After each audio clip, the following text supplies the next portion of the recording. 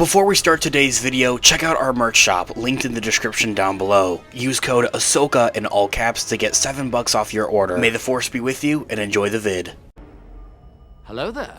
This is where the fun begins. What's up guys, Unofficial Star Wars here. Hope you're doing well, and in this video we are going to be discussing and trying to explain a bit more of a decisive debate going on within the Star Wars community, I feel, as of for right now, especially after the aftermath here with the Ahsoka series and what it gave there with the finale, Sabine being full-on Force sensitive and seemingly being able to pick it up in a blink of an eye by the end of the show. So here I am trying to explain it and give it a bit more of a justice here as well. It's also something that was kind of revealed a little bit more and explained a little bit more by one of the Star Wars executives that we'll get into in just a moment here in this video, so stay tuned for that. Real quick guys, check out our merch shop, Unofficial Star Wars. It's linked in the description down below. There's some pretty cool designs that you guys might find good as holiday gifts right around the corner. Go check it out. We have some promo codes for you guys to get some money off. Okay, so in this video we're also taking a read from Inverse.com. I'll have their article linked in the description down below. Star Wars has endured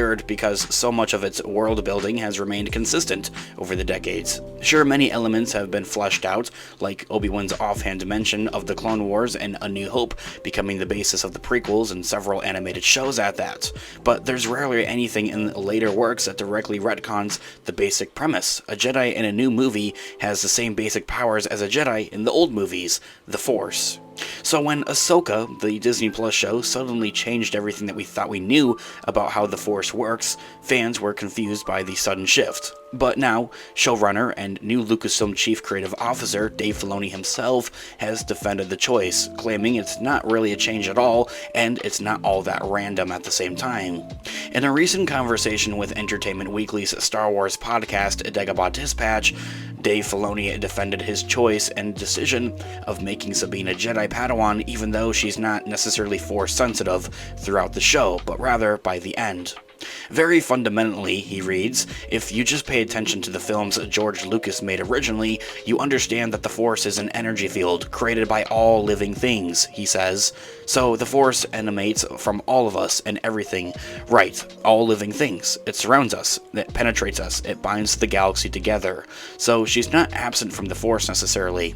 She's part of the Force, ending that quote right there, and right on the money, right on the dot. That's the same explanation that I have given here on the channel before, is this idea of that, well, yeah, that's something that was explained, like that's the basis premise of how the Force does work. It's something that penetrates all living things, whether or not you are necessarily Force sensitive from the get-go, like you come out, you know, from childbirth and you're Force sensitive because you maybe had Force sensitive parents. It's interesting though at the same time to see Dave Filoni take a new take on it, I think, at the same time, which we find very fascinating, and to also see how he's going to take this and expand more on with it is something I'm very much looking forward to. It gives all the more reason to give us an Ahsoka Season 2.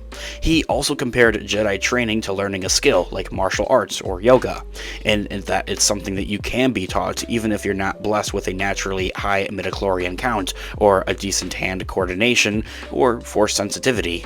Force sensitive is just the Jedi equivalent of a gifted child. Jedi training would be easier for them, but not impossible for anybody else.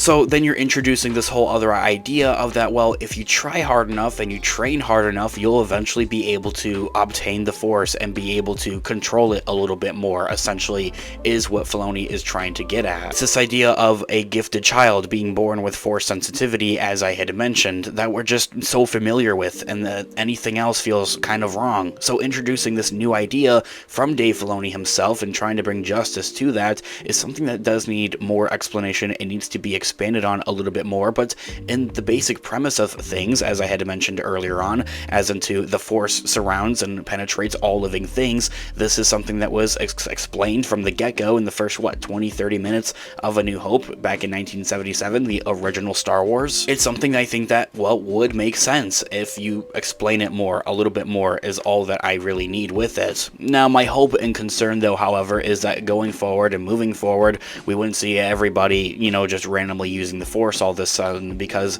for the last couple of years they had trained hard enough and they were working hard enough to try and to obtain it and to obtain that Force sensitivity to be able to control it. As into the sense of like, okay, well, imagine if and when they eventually do give us a book of Boba Fett and Boba Fett makes his grand return to the Mandoverse and the galaxy, and all of a sudden he can use the Force, because there's this like, what, 3-5 year time gap that they decide to put in there, and they say, oh yeah, he was working on trying to use the Force, and all of a sudden Boba Fett's Force sensitive. That's something that I don't want to see. Just having this opportunity to expand more on with this whole idea of that, well, anybody can be Force sensitive, it doesn't mean that everyone should be Force sensitive or that everyone could be Force sensitive necessarily. And so, for Filoni, the fact that Sabine wasn't necessarily gifted from the get-go, maybe like Luke Skywalker, Sabine and even Ahsoka made her storyline more powerful. Generally, we've always seen very gifted people be trained, and I wanted to show kind of the opposite of that, he says, Filoni,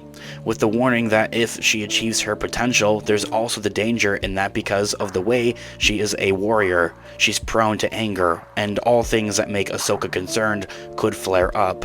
Filoni says, ending that quote right there, and I have a problem with that. That's exactly what contradicts for as of, well, why didn't Ahsoka take on Grogu or Baby Yoda in The Mandalorian Season 2 to be one of her Padawans? That's the exact reason and explanation that she gave for not wanting to take him on as a Padawan, is because she sensed too much anger and frustration and everything of the above that Sabine shows to not want to take on Grogu. So the question could be posed, is Ahsoka racist? No, I'm just kidding with you guys. I think that the idea of that Ahsoka doesn't want to train Baby Yoda is because she didn't have full closure with her previous Padawan. She left it kind of on a cliffhanger with that, like, what did happen to my Padawan, in a sense, necessarily. Like, she knew, of course, what was going on with her Padawan Sabine at the time, but not having that full closure necessarily with her Padawan. Like, she felt like that she really did leave her down and, like, failed at that as a master. So picking those pieces back up throughout the Ahsoka show is something interesting, and it does pose the question, and it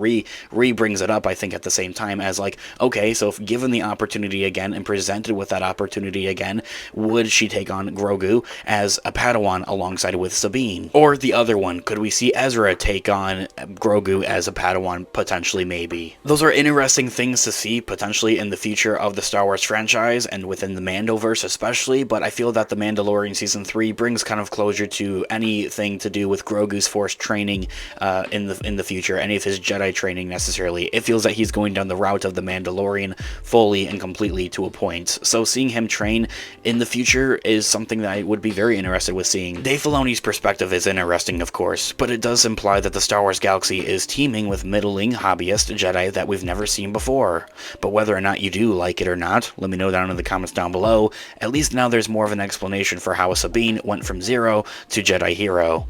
There's a new rule now. Anyone can be a good Jedi, even if they're not the chosen one. This all being said, guys, let me know all of your thoughts and opinions in the comment section down below. I would love to hear what you guys are all thinking. Thanks so much for watching today's video. Of course, this has been Unofficial Star Wars. I'll catch you guys in the next one. Have a great one. May the Force be with you as always. Peace out.